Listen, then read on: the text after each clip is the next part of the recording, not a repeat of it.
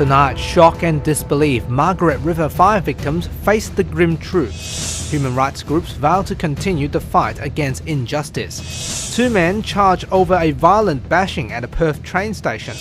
And Leung announced his bid to run as Hong Kong's chief executive.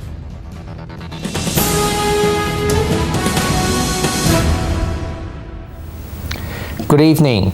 We begin tonight with a devastating fire that rocked Margaret River in West Australia's southwest. Local residents and tourists have been evacuated from the area.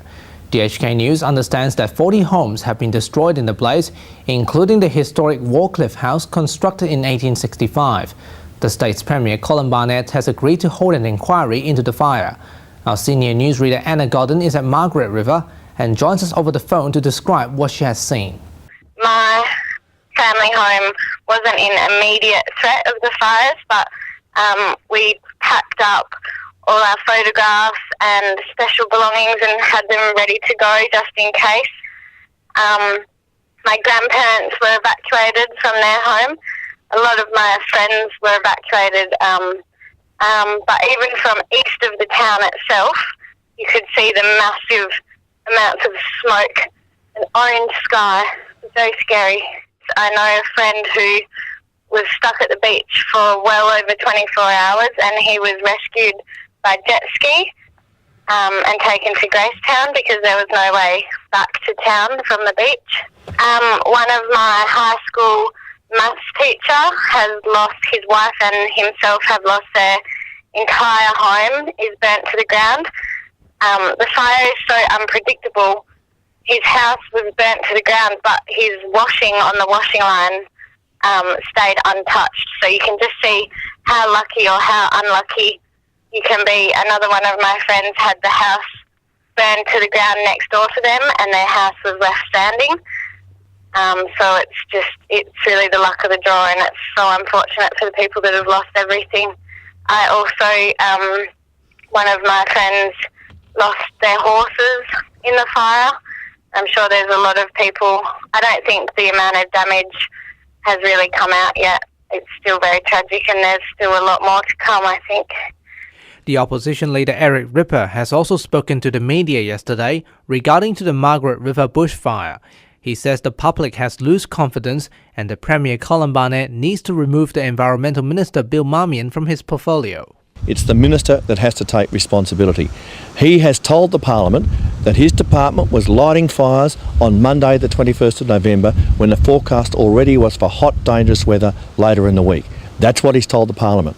He's told the community he accepts responsibility. If he does, he has to go. The West Australian Police Commissioner Carl Callaghan has referred the Rex Polotti Jr case to the State Solicitor's Office to carry out an independent review. Rex Polotti Jr received serious injuries after he was hit by a police four-wheel drive in Albany in 2009. The Polotti Support Group Project Coordinator Cheryl Harrison has vowed to continue to fighting. After a long battle, it seems the Polotti family and the human rights activists finally got what they hoped for. Last week, the police commissioner announced that the State Solicitor's Office will carry out an independent review on the Rex Polotti Jr case. The Polotti family and the activists have pushed their effort to raise public awareness on the issue by using the media or organized public protests outside the Parliament House to show their determination. Project coordinator Shiloh Harrison told DHK News that the public was disgusted and horrified by what happened to Rex Polotti Jr, who was allegedly run over by a police four-wheel drive in Albany in 2009. When we did find out, we were just disgusted. I personally was also quite ashamed that I had never heard about this horrible injustice.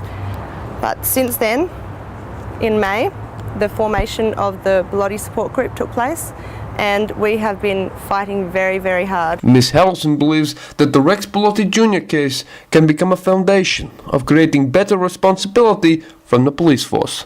She also vows to continue to fight for justices. Hopefully, very soon, there will be accountability within the Western Australian Police Force, which means a safer community for all individuals in the community, but it also means a safer community for police officers.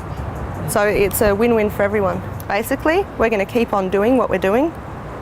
We're definitely not going to be slowing down, But we're going to keep on hammering the truth, getting it out there, and demanding what we shouldn't have to demand anyway. And justice will prevail. Corr, DHK News. The opposition leader Margaret River doesn't believe shark nets are suitable for WA beaches. He worried that other wildlife may fall victim to the nets. The calls for more protection has come since a significant increase in fatal shark attacks on the West Australian coast. Last week, we reported that the city of Godden was considering implementing shark nets to protect beachgoers at Coogee Beach in response to a recent increase in fatal shark attacks off the coast of WA. Well, what's happened at the City of Coburn, the Deputy Mayor Kevin Allen has called for a report from our administration to review the opportunity to put shark nets out, to look at other aspects of protecting people from potential shark attacks. However, opposition leader Margaret River has come out to say that he does not support the use of shark nets, as he believes our beaches are not suitable. Like City of Coburn Mayor Logan Howlett, Mr. River also expressed his concern that other marine wildlife may become trapped in those nets as well.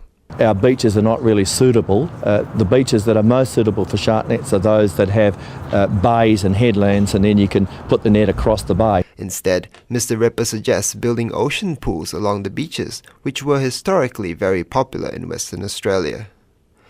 Carved out of rock and cliff faces and positioned just above the normal water level, these lovely seawater pools allow waves to break invigoratingly into the water. Shibs, DHK News. Transport Minister Troy Buswell went to Royal Perth Hospital this Monday to visit the transit officers assaulted during a rampage at the Beckenham train station last Sunday morning. The male transit guard suffered spinal injuries after he was king-hit across back of the head. Meanwhile, the female officer received 17 stitches after she was glassed in the face. The Rail, Tram and Bus Union has called for transit officers to be armed with tasers after 2 guards were injured after another alleged attack on a Perth rail service.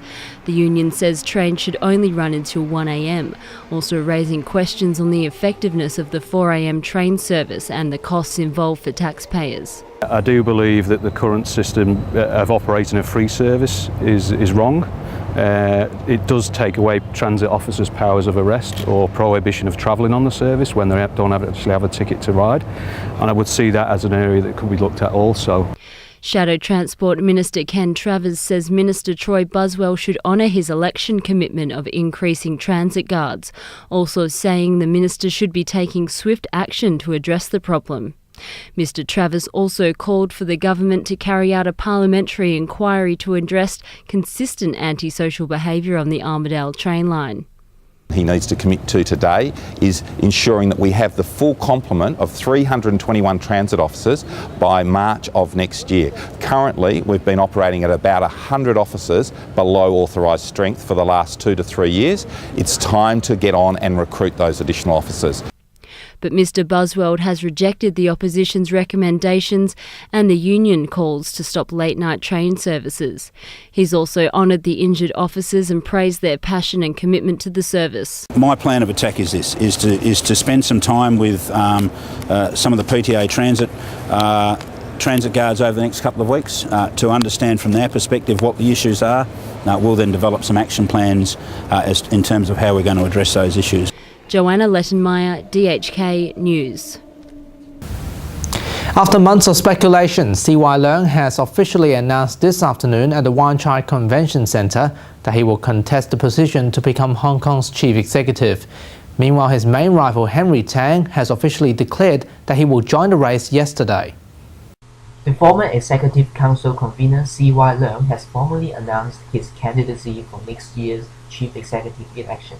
In a speech to a room full of supporters, Mr. Leung said the desire for change in Hong Kong has been growing ever stronger in the face of rapid changes to both the global environment and to China. Then he said he is confident that the people of Hong Kong can unite and take advantage of the mainland support of the territory and of regional opportunities for growth. Mr. Leung said only then will the younger generation have opportunities for upward mobility and resolve deep-seated social and livelihood issues here.